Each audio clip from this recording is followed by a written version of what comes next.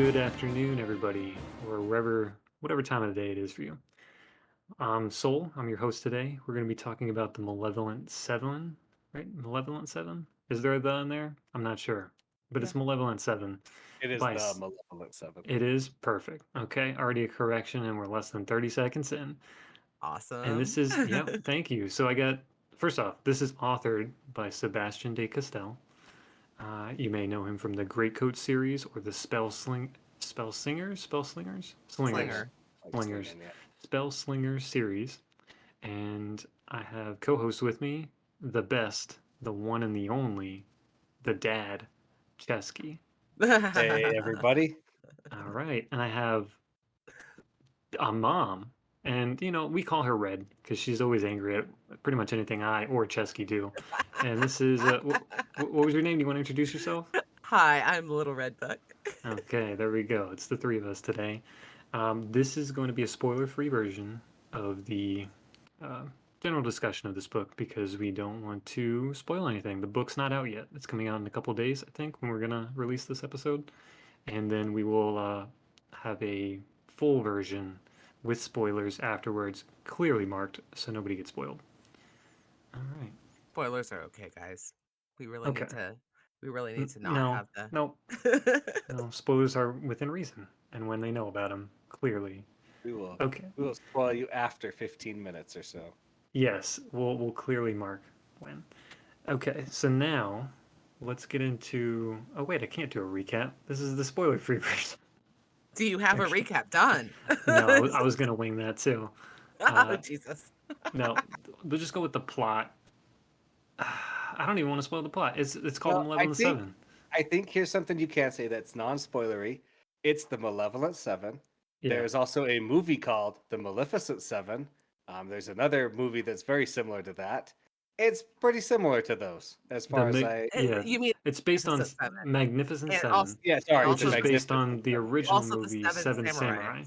Yes, Yes, it's Yes. very yes. similar to those, but in a fantasy way, and that is really not a spoiler. I don't consider that a spoiler. No, this is It's it's a trope. It's yeah, about seven anti-heroes or possibly just heroes that get together to save or like and Magnificent Seven is to save a town.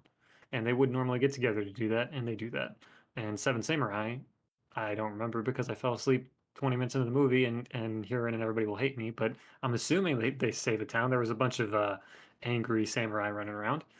And it's something similar to that, where you're going to get basically seven people, and let's assume they're anti-heroes because it's called the Malevolent Seven. And there you go. You guys can infer the plot from there. So all right, I have a question for you guys. all right, Sure. I'm ready. So in Great Coats, magic is very much on background. It's something that's happening, but not really the characters are participating in. Okay, that's true. Hmm. So now we have magic very much in the forefront. And what do you guys think about the change? Well, Sebastian, his other series, Spell Slingers, is also very much magic forward, magic centric. It's basically the entire plot, even almost, I would say more so than this one. I've only read the first book, but it's magic is part of the identity of the plot issues and I guess the character development in the first one of that book. So I think this one is like that in between where this world is really interesting, but it's still about the characters, and I don't think they're tied too much into their magic system. And that's my I, take. What do you I think? disagree just a little bit. I Okay. think it's just the only thing I disagree with is I think it's neck and neck with the Spellslinger. They're both very magic heavy, and I'm all here for it. I love it. I'm not Oh, gonna cool. say no. It's very Yeah. interesting. Yeah, Yeah. I love it when I get to see the magic and see how it works and get to, understand it. I don't have to understand it 100%, right? But Right. understanding it more than just, hey, there's magic happening over there. You get to hear about it, but you don't actually get to see it, you know?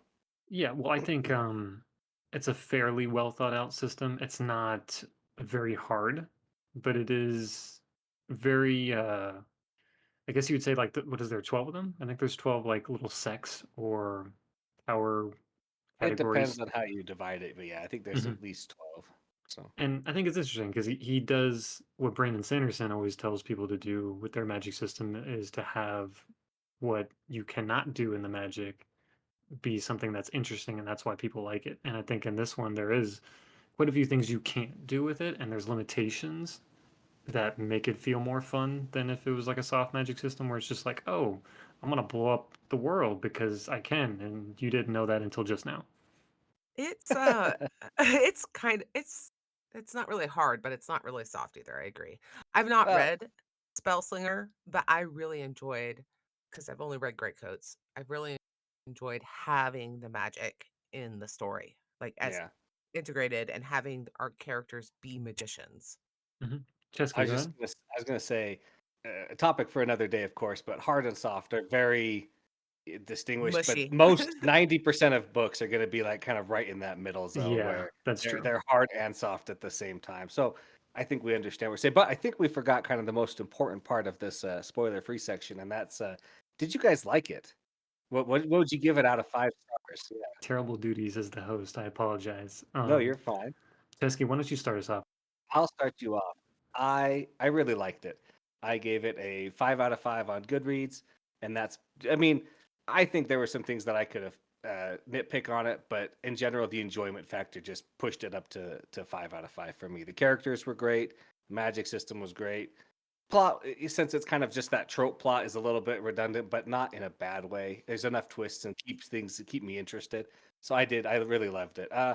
Probably a little less than the first and last Greatcoat books. Just those were so impactful, and this one was just a little bit less impactful in that way, but still really good.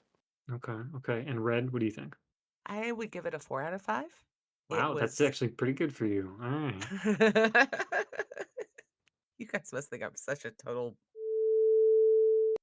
um anyway, yeah, 4 out of 5. It was a lot of fun. I really enjoyed the voice of the main character who Hmm. we're experiencing the story through. His name's Cade. And he has an unreliable narrator feel, but he is not he tries to be honest with himself. I think he's a little hard on himself, but he tries to be honest with himself. And he's like, "Look, I'm not a hero. Like I've made compromises to get where I am Well, I and I my think have this best stuff is to friend." say about Cade in the spoiler section. Don't you yeah, worry. yeah. Let's save the rest of that, Okay, but I well, will I'm just saying, agree. but Yeah. but this is all in the first chapter. This is all first chapter stuff. This is the voice that in our interview with Sebastian that he mentioned, and that's what drew me in those first two pages was that Right. this is the voice of his main character. And so far all of his books have that. Like I think what you're trying to get at is he's interesting, he's intriguing. Right, and his best friend is like a maniacal murderer, kind of. I mean, I love him. like I it love opens Corrigan. with his So best good. friend maniacally murdering people. Yes, Yeah, that was the best. that is what it says in the blurb too. My only friend, a homicidal thunder mage. Yeah. Yeah, Corrigan is just absolutely incredible. No, So I'm gonna much agree. fun. This book was I'm gonna give it like I think I gave it a 4.5 out of 5.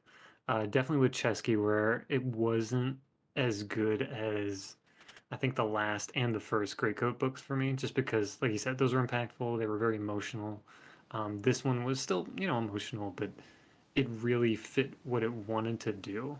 It was like a movie that didn't try to step out of its bounds and be like also a drama and a history and a comedy and too many things at once. This book knew what it wanted to do and it did it really well.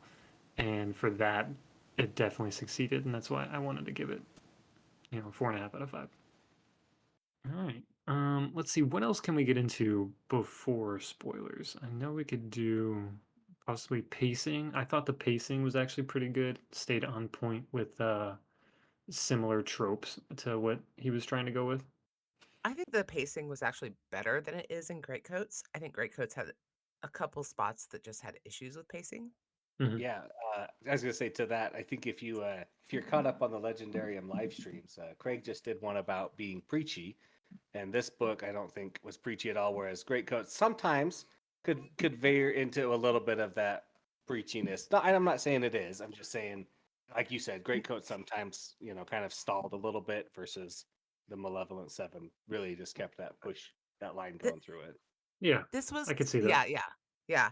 Yeah. Yeah, so when I say, eh, yeah, not preachy. I don't think Greatcoats is preachy, but it has places where the plot stops, and then Mhm. Yeah. Falkio talks to you for like 15 minutes, and you're like, Well, "Is there I a think story that's here?" also just a testament to Sebastian's voice for his characters, where Falkio has a much uh, He's better more morality. introspective. He's more introspective, but I think his morality, where he wants to be more of a better person and he wants to be this good figure, whereas Cade is a different person and he's, you know, I'm not going to spoil anything, but he's not going to do as much monologuing as Falkio to, you know, get into that. But yeah, No, I agree. I like this. We could talk a little bit about the voice and kind of that opening chapter. I know that Sebastien de Castell, when we talked about it with him in his interview, he was proud of that opening. I think it's an opening to be proud of. You know, picture the wizard. You know, do you think of this pointy hat? What do you think of this? And now let me show you what the truth is. Kind of, it's a nice, like he's talked about in the interview. It's a really good way to start the story, and I love the way that he writes his characters where they're telling you the story the whole time. So like in Greatcoats, you're always listening to Falkio as if he's talking to you, right? And yeah, same here in Kate Umbra, you're also hearing him talk. You know, he takes time out of the story to talk directly to you and maybe explain things or just set something up so you have a little bit more context. I never felt like I was like, oh, come on, Cade, get back to the action. Quit talking to me about it. You know what I mean? Did you guys feel that way or? Red, what do you think? Um, yeah, no, I totally agree with that. He, it made me think. Greatcoats is third person, right? Ooh, I think it's first person still because he talks about the moves that he does. Yeah, but it's Unless it's a different when it's in Falkio, it's first person. When it's watching somebody else, it's not first person. so this is all first person. And yeah, I'm pretty Mm. sure yeah, Greatcoats is close perspective third person. Like it's never I, it's always he, but this is all I. And I really enjoyed that and felt like it was more personal, I guess. And um yeah, yeah, that's fair. Okay. No, I mean I that's agree. I'm not very one to really intelligent. pay attention. No, no, that's fine. We're stumbling around areas that we don't want to get into because of spoilers. So that's why these are the topics that we don't want to get too far into. But um, yeah, this is not one of those things I really look for as far as like as long as it's not in second person. If it is in second person, I've only read a few books that I've really enjoyed in that. I really So don't pay let's attention to it. talk about I'm kidding. What do you Just got? Nothing. Okay. All right. MK Well, Jemison. I know. Well, that's we're not getting into that. We're not getting into that. That's not this podcast. This is the Sebastian de Castell Malevolent Seven podcast. Um, all right. So we did the magic system. We did most of the pacing, the tropes. Does anybody have anything else? I think the names in this one, pretty cool. I'll give him that. Just a small part of the novel, but the names he had for the characters and the magic, uh, very fun. I did like the the world. It was interesting. It wasn't too in depth, but he still had enough to draw you in. Because again, this is not a long book. This is meant to be a standalone. So, Well, yeah, the idea of different planes and like magic is literally breaking the world every time you perform it. I thought that was a fun idea. mhm. It was a good idea, and it's nice to see. I'm not going to spoil where, but it's nice to see some of the consequences of actually doing magic in the book besides death, Yes, right? And we do Yes. see yeah. that, right? So, Yes. Hmm. Okay. I don't know if we can talk much more about I this book think without that's it. spoilers. We've it's really tough done. to talk If about this you've made without it, getting into spoilers. Yeah. yeah, if you've made it this far, this is your warning. The spoilers are Have you made coming. it through our rambling for the Yeah, last 20 well, minutes? I know. Just go read the book, and then you can come back. And I think Panda is the super genius who'll be able to figure out how to timestamp it, so you know exactly when Ooh, does she know to how to start. do that? I'm pretty sure she does. I've Oh, I never need to tested ask it her. myself, but I'm pretty sure she knows how to Because timestamp. I want to timestamp things and I am bad at my job.